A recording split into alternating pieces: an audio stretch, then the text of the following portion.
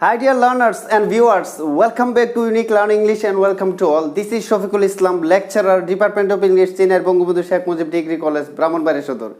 Dear learners, আজকের এই টিউটোরিয়ালে ইট ইজ হাই টাইম অথবা ইট ইজ টাইম এর বিভিন্ন ব্যবহার সম্পর্কে আলোচনা করব। অর্থাৎ it is time, it is high টাইমের যে বিভিন্ন ব্যবহার, কত ধরনের স্ট্রাকচার হয়ে থাকে এবং it is high time, it is time দ্বারা অথবা ইট ইজ টাইম দ্বারা কি ধরনের সেন্টেন্স হয় এবং কয়টি স্ট্রাকচার গঠন করা যায়, এই ধরনের যত ধরনের সেন্টেন্স এবং গঠন হবে সবগুলো আজকের এই ক্লাসে আলোচনা করব। Let's get started. Dear learners, it is high time দ্বারা স্ট্রাকচার ওয়ান কি এখন দেখে নিব। ইট ইজ হাই টাইমের অথবা ইট ইজ টাইম দ্বারা কী ধরনের সেন্টেন্স হয় এবং স্ট্রাকচার ওয়ান গঠনটি দেখে নিব। স্ট্রাকচার ওয়ান হচ্ছে ইট ইজ টাইম অথবা ইট ইজ হাই টাইম, তারপরে টু হবে, তারপরে ভার্বের বেস ফর্মের সাথে আইএনজি, তারপরে এক্সটেনশন হবে।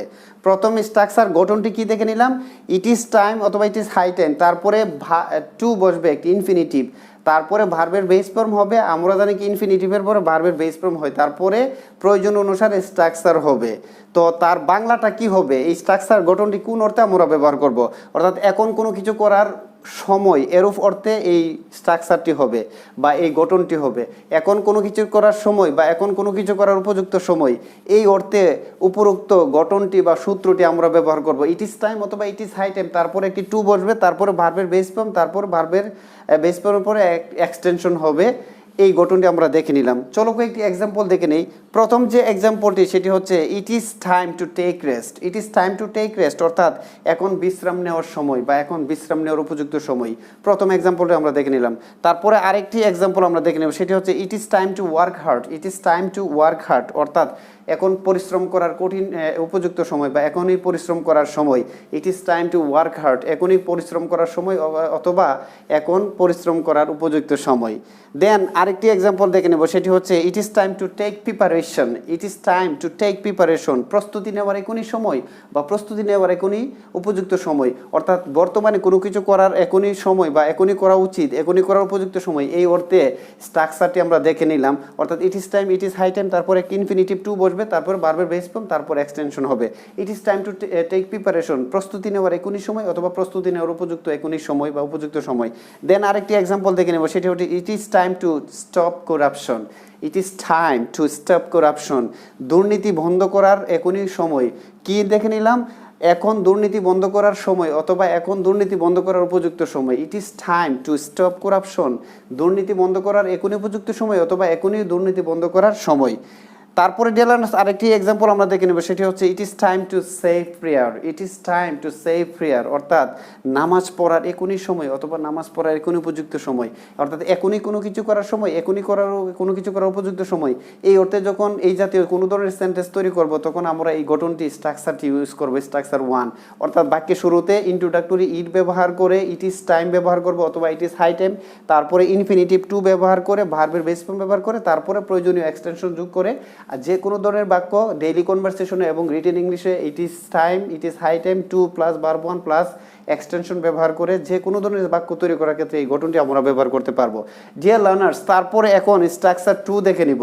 It is high time, it is time দ্বারা স্ট্রাকচার টু স্ট্রাকচার ওয়ানের সাথে তার অনেকটাই মিল রয়েছে। এখানে একটু যোগ করব, আমরা কি যোগ করব, ইট ইজ টাইম অথবা ইট ইজ হাই টাইম, তারপরে একটি প্রিপোজিশন ফর ব্যবহার করব, তারপরে একটি পার্সোনাল অবজেক্ট ব্যবহার করব, তারপরে কি ব্যবহার করব, টু ব্যবহার করব, তারপরে ভার্ব ওয়ান অথবা ভার্বের বেস ফর্ম, অর্থাৎ ভার্বের বেস ফর্ম হবে, তারপর এক্সটেনশন হবে। এই গঠনটি স্ট্রাকচার টু সূত্রটি কি আরেকবার আমরা দেখে নেই।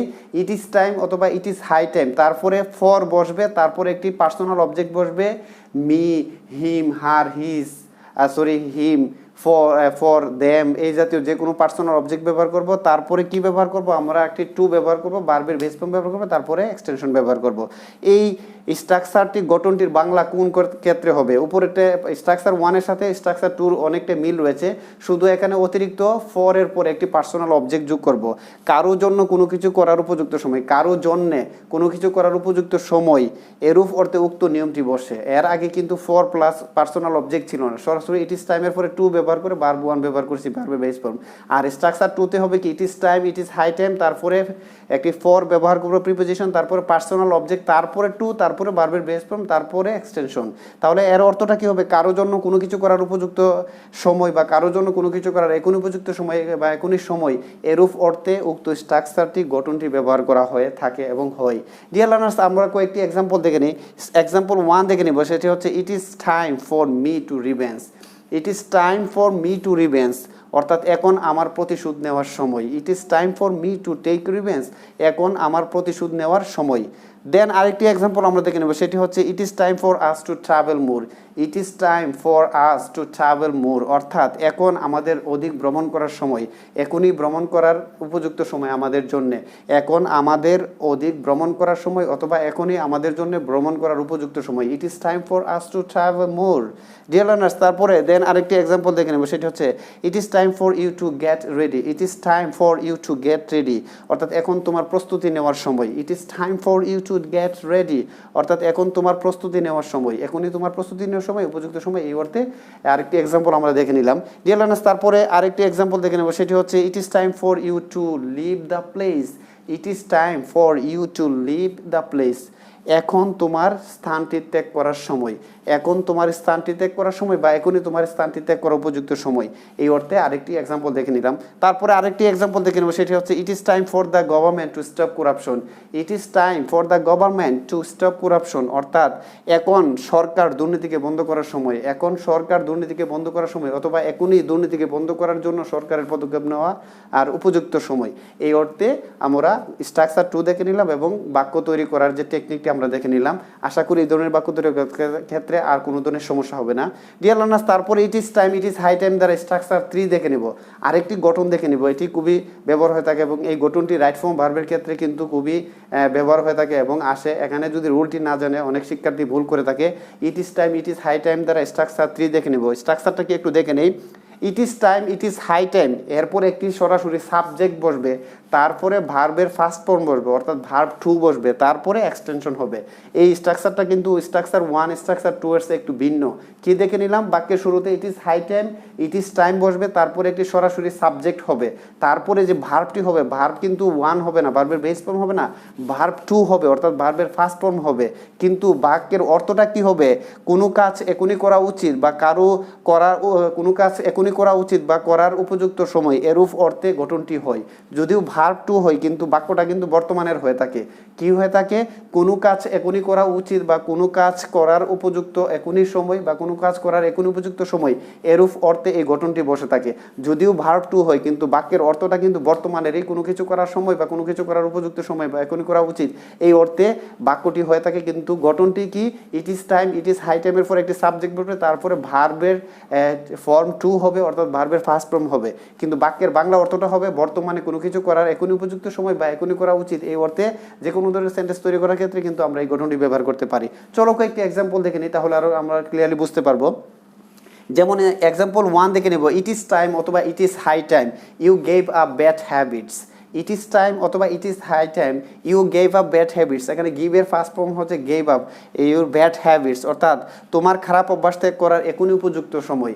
তোমার খারাপ অভ্যাস ত্যাগ করার এখনই উপযুক্ত সময়, এই অর্থে আমরা প্রথম এক্সাম্পলটি দেখে নিলাম। তারপরে আরেকটি এক্সাম্পল দেখে নেব, সেটি হচ্ছে ইট ইজ টাইম অথবা it is high time you learned English. It is time অথবা it is high time you learned English, অর্থাৎ তোমার এখনই ইংরেজি শেখার সময়, তোমার এখনই ইংরেজি শেখার সময় অথবা তোমার এখনই ইংরেজি শেখার উপযুক্ত সময়। কিন্তু ভার্ব কিন্তু টু বসেছে, লার্নড বসেছে, কিন্তু বাংলা অর্থটা কি, এখনই তোমার ইংরেজি শেখার সময় অথবা তোমার এখনই ইংরেজি শেখার উপযুক্ত সময়, এই অর্থে আমরা দেখে নিলাম আরেকটি এক্সাম্পল। ডিয়ার লার্নার্স, তারপর নেক্সট এক্সাম্পল দেখে নেব, সেটি হচ্ছে it is time we helped the poor. It is time অথবা it is high time we helped the poor, অর্থাৎ গরিবদের এখনই সাহায্য করার সময় বা গরিবদের এখনই সাহায্য করার উপযুক্ত সময়। আমরা আরেকটি এক্সাম্পল দেখে নিলাম। ডিয়ার লার্নার্স, তারপরে আরেকটি এক্সাম্পল দেখে নেব, সেটি হচ্ছে ইট ইজ টাইম অথবা it is high time they negotiate the problem. It is time অথবা it is high time they negotiated the problem, অর্থাৎ তাদের এখনই সমস্যাটি সমাধান করার উপযুক্ত সময় বা তাদের এখনই সমস্যাটি সমাধান করার সময়, এই অর্থে বসেছে, কিন্তু ভার্ব কিন্তু টু বসেছে, কিন্তু বাংলা অর্থটা কিন্তু বর্তমানের হয়েছে।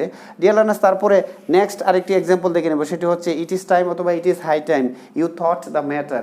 ইট ইজ টাইম অথবা it is high time you thought the matter, অর্থাৎ তোমার বিষয়টি ভাবার এখনই উপযুক্ত সময় বা তোমার বিষয়টি ভাবার এখনই সময়। Dear learners, it is time it is high টাইমের যে বিভিন্ন ব্যবহার আজকের এই টিউটোরিয়ালে আলোচনা করেছি, আশা করি it is time it is high টাইমের যে তিনটি স্ট্রাকচার দেখিয়েছি এবং স্ট্রাকচার, গঠন এবং এক্সাম্পল সহ বিস্তারিত আলোচনা করেছি।